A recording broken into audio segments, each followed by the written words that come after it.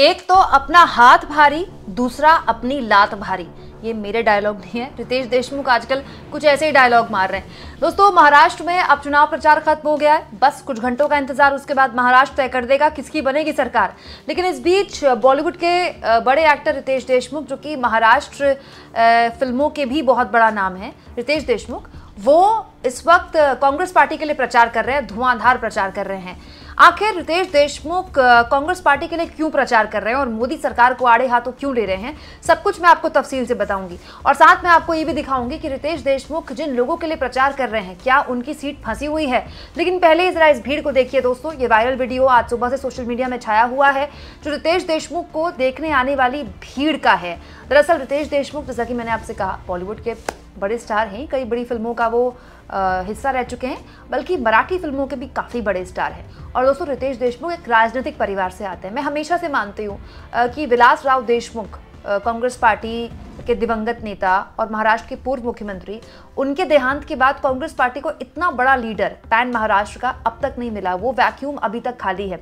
हाँ, ये बात सही है कि इस चुनाव में नाना पटोले ने काफी हद तक उस वैक्यूम को भरने की कोशिश की है। अपने इलाके से बाहर निकलकर उन्होंने अपने गठबंधन के सहयोगियों के लिए भी जिस तरह से प्रचार किया और लगातार महाराष्ट्र में अपने चेहरे को प्रोमिनेंट बनाने की कोशिश की, इस चुनाव का परिणाम जो भी हो, एक अच्छे प्रदेश अध्यक्ष, एक मजबूत प्रदेश अध्यक्ष के तौर पर उन्होंने अपने आप को स्थापित किया है, जो हाल के सालों में दूसरे राज्यों में कांग्रेस पार्टी के प्रदेश अध्यक्ष करने में विफल रहे हैं। लेकिन फिर भी विलासराव देशमुख या फिर महाराष्ट्र के किसी बड़े और नेता की बराबरी वो नहीं कर सकते। तो विलासराव देशमुख के बेटे हैं रितेश देशमुख, और रितेश देशमुख के दो और भाई हैं दोस्तों, जिनको कांग्रेस पार्टी ने टिकट दिया है लातूर से।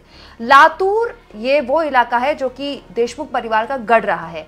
लेकिन अब लातूर में कांग्रेस पार्टी के लिए वोट मांगने के लिए, अपने भाइयों के लिए वोट मांगने के लिए मैदान में उतर गए हैं रितेश देशमुख। आज उन्होंने किस तरह से लातूर की जनता से पंजे के लिए, मतलब कांग्रेस पार्टी का जो हाथ का निशान है, उसके लिए वोट की अपील की। जरा डायलॉग सुनिए रितेश का। आपल्याला आपला हात भारी, दुसऱ्याला आपली लात भारी। दोस्तों, ये कोई पहला प्रचार नहीं है। रितेश देशमुख लगातार सिलसिलेवार तरीके से प्रचार कर रहे हैं कांग्रेस पार्टी के लिए, अपने भाइयों के लिए। ये सीट उनके भाइयों के लिए क्या मुश्किल बन सकती है? क्या इस सीट में रितेश देशमुख के भाई, दोनों भाइयों का चुनाव फंसा हुआ है? ये मैं आगे आपको बताऊंगी। लेकिन इतना तो आपको याद होगा, अभी एक हफ्ते पहले भी मैंने आपको ये वीडियो दिखाई थी, रितेश देशमुख की ये वीडियो, जो अमिताभ बच्चन जैसे एक्टर्स पर या अमिताभ बच्चन जैसे स्टार्स पर उन्होंने एक तरह से उनको आईना दिखा दिया था। दोस्तों, रितेश देशमुख ने इस जनसभा में एक हफ्ते पहले धर्म की राजनीति पर खुलकर बोला था। अमूमन आज के दौर में कौन एक्टर है जो ऐसा रिस्क लेगा, लेकिन रितेश देशमुख ने खुलकर इस रैली में कहा था, लोग कहते हैं कि धर्म खतरे में है, लेकिन ये तो उनकी पार्टी है जो खतरे में है, और वो अपनी पार्टी को बचाने के लिए प्रार्थना कर रहे हैं। भगवान कृष्ण ने कहा है कि कर्म ही धर्म है। जो ईमानदारी से अपना काम कर रहे हैं वो अपना धर्म निभा रहे हैं। जो अपना काम नहीं करते उन्हें धर्म की जरूरत होती है। जो दावा करते हैं कि धर्म खतरे में है, तो या तो उनकी पार्टी खतरे में है और वह अपनी पार्टी और खुद को बचाने के लिए प्रार्थना कर रहे हैं। उन्हें बताइए कि हम अपने धर्म की रक्षा खुद कर लेंगे, आप पहले विकास की बात कीजिए। तो रितेश देशमुख ने किसानों का मुद्दा उठाया था और कहा था कि आप बताइए, किसानों के मुद्दे पर आप कब बात करेंगे? धर्म तो हमारा निजी एक मसला है, वो तो हम बचा लेंगे, उसकी चिंता आप मत कीजिए। तब रितेश देशमुख का ये वीडियो काफ़ी वायरल हुआ था और बहुत से लोगों ने ये भी कहा था कि जो काम अमिताभ बच्चन नहीं कर पा रहे, मतलब 2014 से भले ही पहले करते थे, अमिताभ बच्चन को 2014 से पहले महंगाई वगैरह की काफ़ी टेंशन रहती थी, पेट्रोल के दामों को लेकर काफ़ी परेशान रहते थे, लेकिन पता नहीं कि 2014 के बाद से उनके मुंह में दही जम गया। लेकिन आज के दौर में रितेश देशमुख कर रहे हैं। हाँ, क्यों कर रहे हैं ये समझना बहुत ज़रूरी है। दोस्तों, रितेश देशमुख के दोनों भाई लातूर की दो बहुत ही अहम सीट से चुनाव लड़ रहे हैं। वैसे तो दोस्तों लातूर की बहुत सी सीटें इंटरेस्टिंग है, लेकिन लातूर की 2 सीटें और इंटरेस्टिंग तब बन गई जब कांग्रेस ने अपने इस किले को बचाने के लिए विलासराव देशमुख के 2 बेटे अमित देशमुख और धीरज देशमुख, दोनों को लातूर से मैदान में उतारा।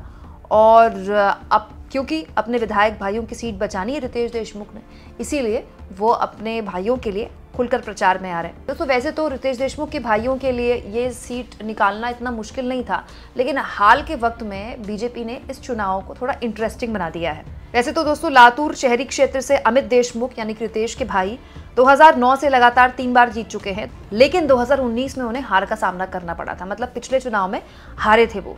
और 2014 में अमित को करीब 50,000 वोटों से जीत मिली थी। बीजेपी ने दोस्तों यहाँ पर एक महिला उम्मीदवार दी हैं, डॉक्टर अर्चना पाटिल। ये लिंगायत जाति से आती हैं और शिवराज पाटिल की विरासत है इनके पास इस क्षेत्र में। इसीलिए कांग्रेस को ज़्यादा उम्मीदें हैं क्योंकि यहाँ पर करीब जो मुस्लिम आबादी है वो 1 लाख के आसपास है।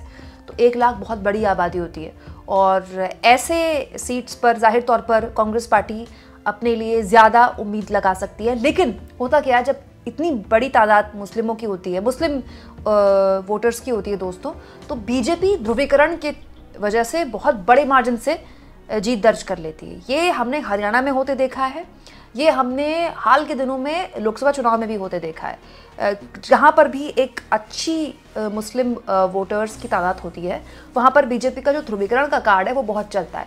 इसलिए रितेश देशमुख लगातार अपने चुनावी रैलियों में हिंदू मुस्लिम की इस राजनीति को निशाने पर ले रहे हैं बीजेपी की। हालांकि हिंदुओं की संख्या यहाँ पर ज़्यादा है मुसलमानों से, लेकिन हिंदुओं में 85,000 के आसपास जो संख्या बताई जाती है वोटर्स की, वो लिंगायत समुदाय से, और बीजेपी ने लिंगायत समुदाय से ही एक महिला उम्मीदवार उतारी है। तो बीजेपी बहुत ज़्यादा उम्मीद लगा रही है, हो सकता है कि ये सीट फंस जाए रितेश देशमुख के भाई की, इसीलिए वो लगातार अपने भाई के लिए प्रचार कर रहे हैं। और क्योंकि लाडली बहन योजना से भी एनडीए को बहुत उम्मीदें हैं, तो लाडली बहन योजना भी उनके जो कैंडिडेट हैं वो लगातार घर घर जाकर पहुंचा रही हैं, उसके फ़ायदे गिना रही हैं। तो इसीलिए भी एक महिला उम्मीदवार कितना फ़ायदा पहुंचा सकती हैं बीजेपी को, खैर ये तो देखने वाला दौर बताएगा। लेकिन रितेश देशमुख के भाषण इन दिनों सोशल मीडिया में बहुत चर्चा का विषय बने रहे, खूब शेयर किए गए रितेश देशमुख के भाषण। और आज के दौर में वैसे ये सब देखना बहुत दिलचस्प भी होता है और बहुत कम भी देखने को मिलता है।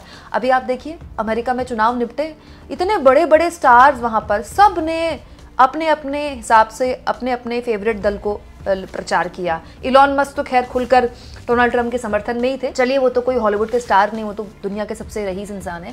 दोस्तों इसके अलावा बियॉन्से से लेकर ओपरा विनफ्रे से लेकर बहुत बड़े बड़े स्टार्स हॉलीवुड के जिन्होंने खुलकर कमला हैरिस का समर्थन किया। हालांकि वो नहीं जीत पाई, लेकिन वहाँ इस तरह का माहौल नहीं है कि अगर आपने विरोधियों का समर्थन कर दिया या विपक्ष के किसी नेता का समर्थन कर दिया तो आपको एंटी हिंदू, एंटी नेशनल कहकर आपकी फिल्मों का बॉयकॉट कर देंगे। तो वहाँ ऐसा नहीं होता, तो वहाँ के स्टार्स इस तरह का रिस्क उठा लेते हैं। यहाँ ऐसा होता है तो यहाँ के स्टार्स इस बात से डरते हैं, मोस्टली वो चुप रहते हैं। हाँ, ऐसे भी स्टार्स हैं जिनको 2014 से पहले काफ़ी चिंताएं हैं देश की, लेकिन 2014 के बाद चिंता ही नहीं होती है, मोदी जी के आगे हाथ जोड़कर खड़े हो जाते हैं। आपको पता है ना किसकी बात कर रही हूँ मैं। दोस्तों रितेश देशमुख की जनसभाओं में जिस तरह से भीड़ दिख रही है, इसको लेकर आप क्या सोचते हैं, कमेंट बॉक्स में ज़रूर लिखें। और जितना हो सके चैनल को शेयर करें, सब्सक्राइब करें और थैंक्स और ज्वाइन। दोस्तों ये 2 ऑप्शन हैं जिसके जरिए आर्थिक तौर पर भी आप चैनल के हाथ मजबूत कर सकते हैं।